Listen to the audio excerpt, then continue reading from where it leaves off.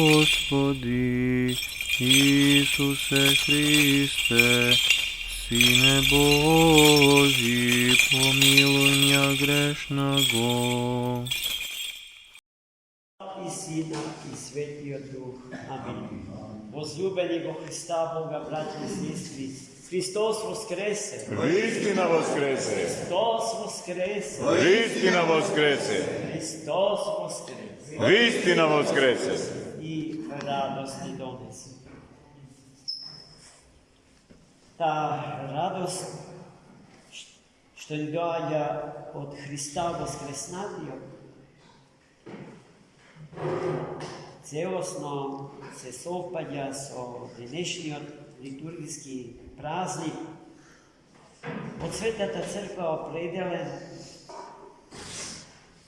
во овој ден да се празнува празникот на светите богомудри цареви, боговенчани цареви. Константин, синот и неговата света мајка Елена.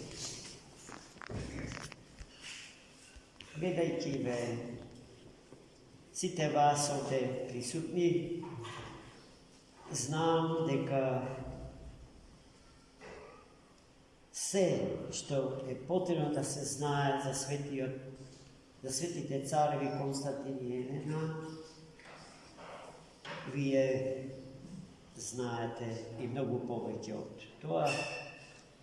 Просто излегував на амбон со намера нешто во избор да кажам, а потоа се прашував себе се што ново јас можам да ви кажам она што вие знаете. Сепак не може да се остане без збор во овој голем ден, за кој што историски гледано можеме да кажеме дека е преломен.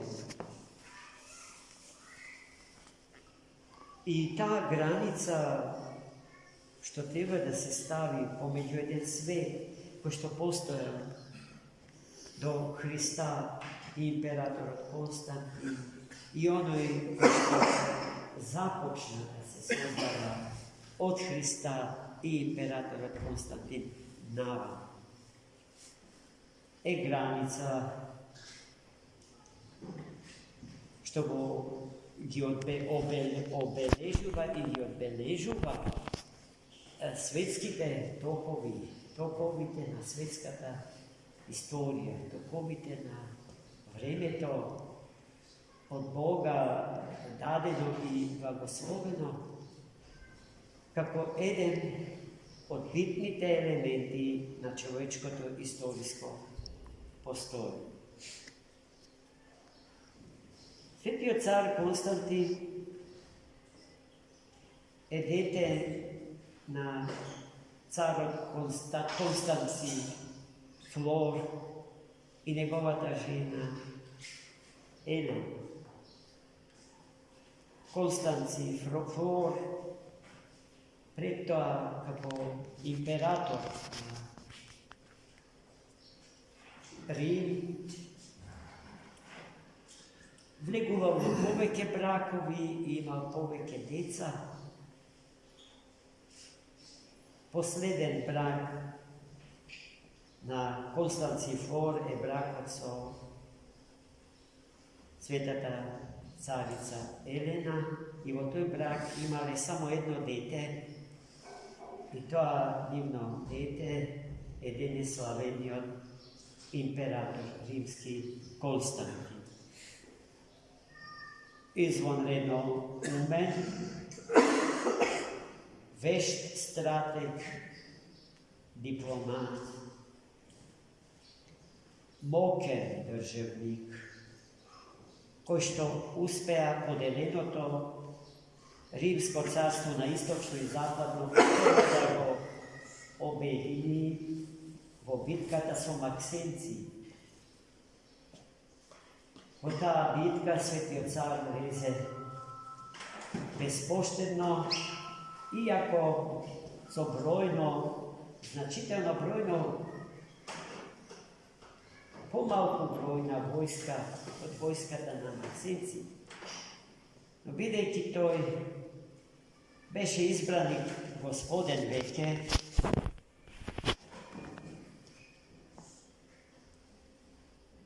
i njegovata programa na vladenje go podrazbiraše objedinjovanjem na podeljenog carstva.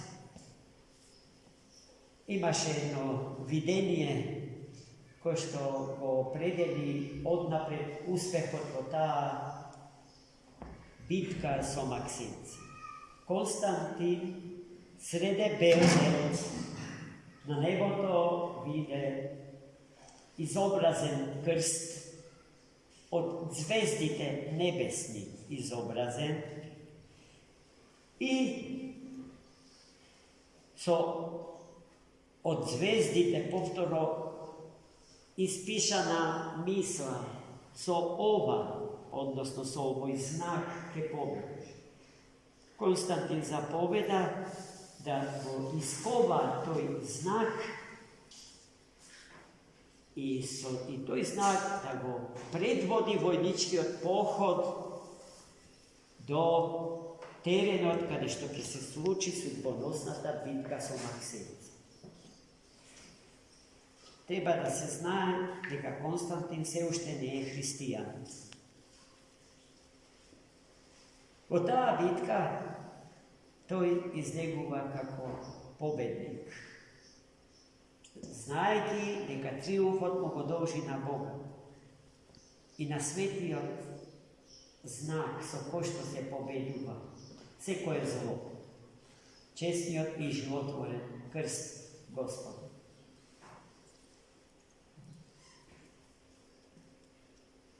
Potom se sluči Milanski edikt od 313. godina, gdje značajan administrativen akt so košto Konstantin Veliki hristijanstvo to konečno go izvleče od katakombite na svetlinata ordenot i go izravni, najmalko go izravni, no ne je grešno da se kaže i go napravi posuperiorno v tretmanu na zakonite. Hristijanstvo to v odnos na site ili nasproti site drugi religiozni zajednici što postoje v togašnjoj grčko-rimski svet.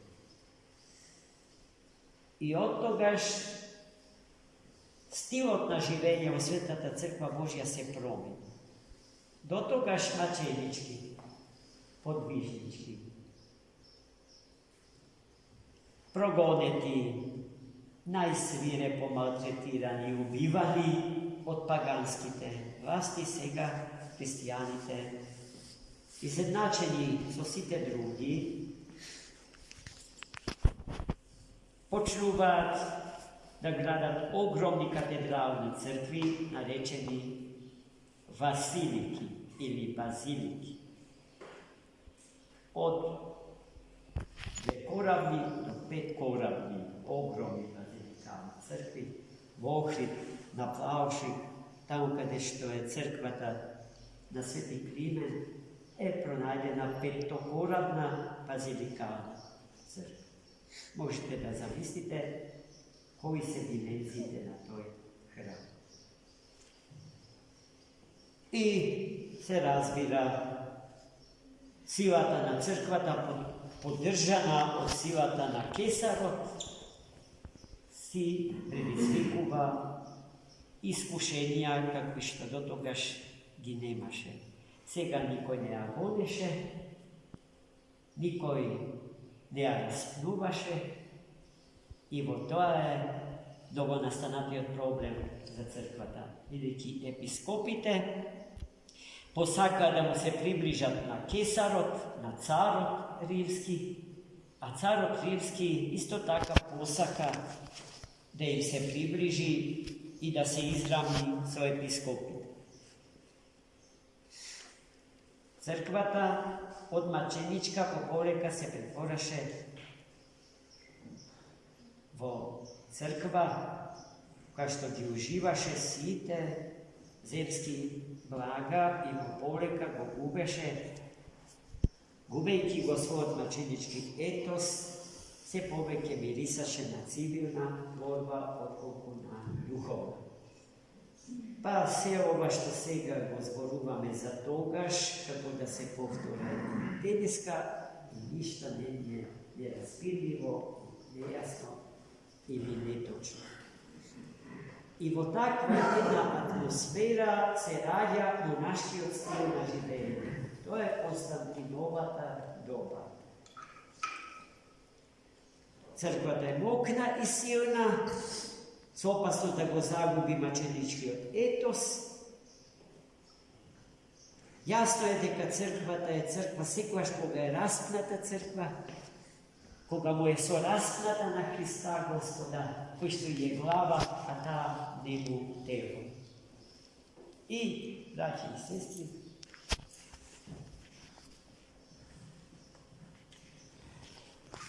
во таква една ситуација, велам, се појави Свети Павле Тивејски, Свети Антон Велики, Свети Пахоми Велики, Свети Макари Велики во Египет, кој што монашкиот стил на живење го замислија како доброволно мъчеништво и како надокнада за загубениот мъченички етос, характеристичен за катакомбната црква.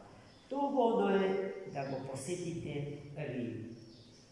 Тврдам, може би најправославниот град, ако го изземите папата и сите негови ереси.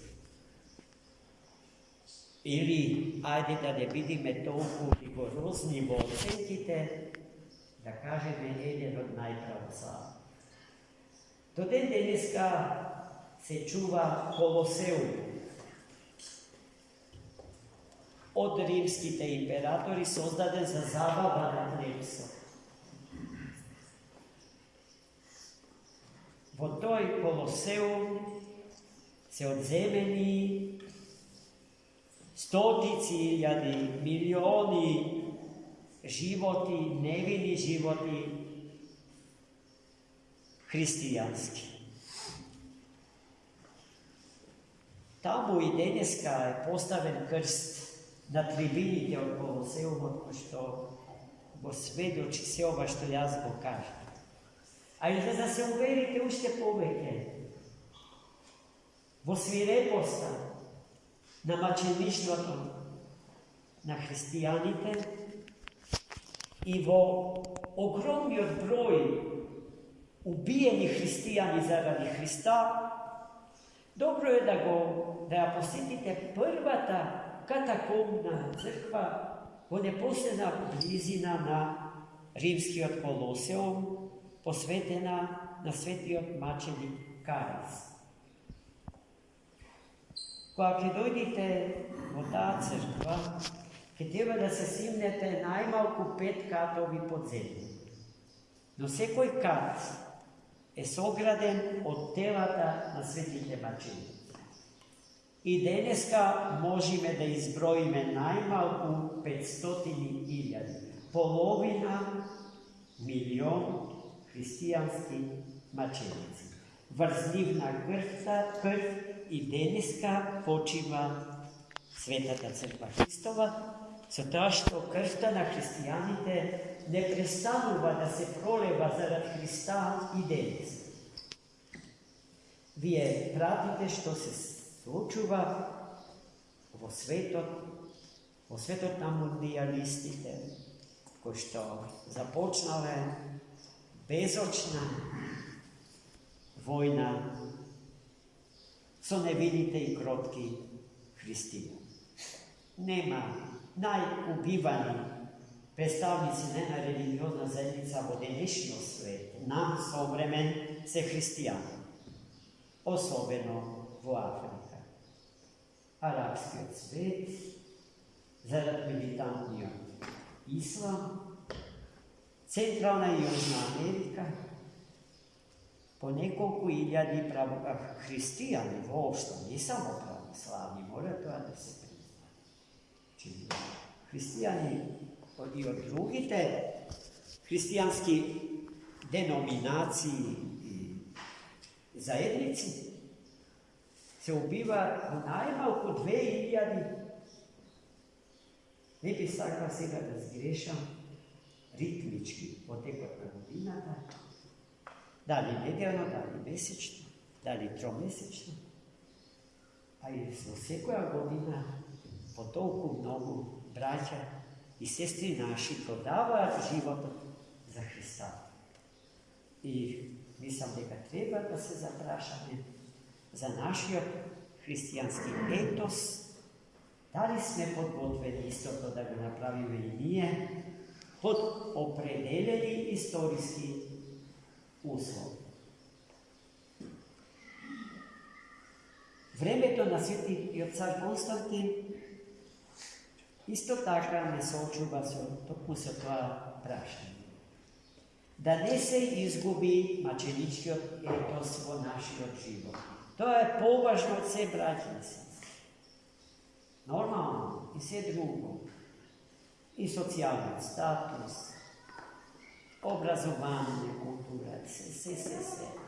Али пред се та верност кон Христа, Господа, за која што можеме дека нашиот народ ја имаше во најголема мера за 5 века под турското робство, бидејќи тогаш нашите предци, дедовци и прадедовци, нема можност да се бават со висока теологија.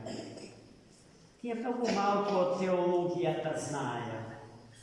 Дури не беа во ситуација да го читаат и Светото Писмо, бидејќи беа неписмени. Единствени писмени луѓе беа православните монаси во манастирите. А тоа што ги држеше во постојана врска со Бога беше светата литургија. Светиот литургиски живот на Светата православна црква на овие простори.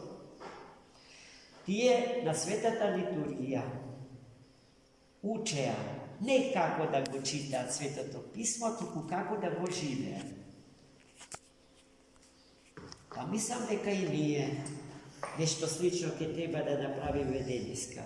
Премногу сме се изначитале, ама многу малку од тоа што сме го примиле преку книгите, сме го преточиле во наш конкретен живот. Ова второто е нешто што ни предстои, браќа и сестри, ако сакаме поминиме сите бури овде житејски, кои што се се побурни и се поопасни. И не само за православните христијани, туку за целото човештво и за сиот свет. Христос по молитвите на светиот император, првиот христијански император во историјата на светов, денеславениот Константин и неговата света мајка Елена, за која што можевме исто така многу добри работи да кажеме, а и мојата мисла ме одведе ваму каде што се запатив и зашто денес ми зборувам во надеж дека во некоја следна прилика ќе можеме нешто повеќе да кажеме и нешто повеќе за светата мајка Константинова Елена. Христос воскресе! Вистина воскресе!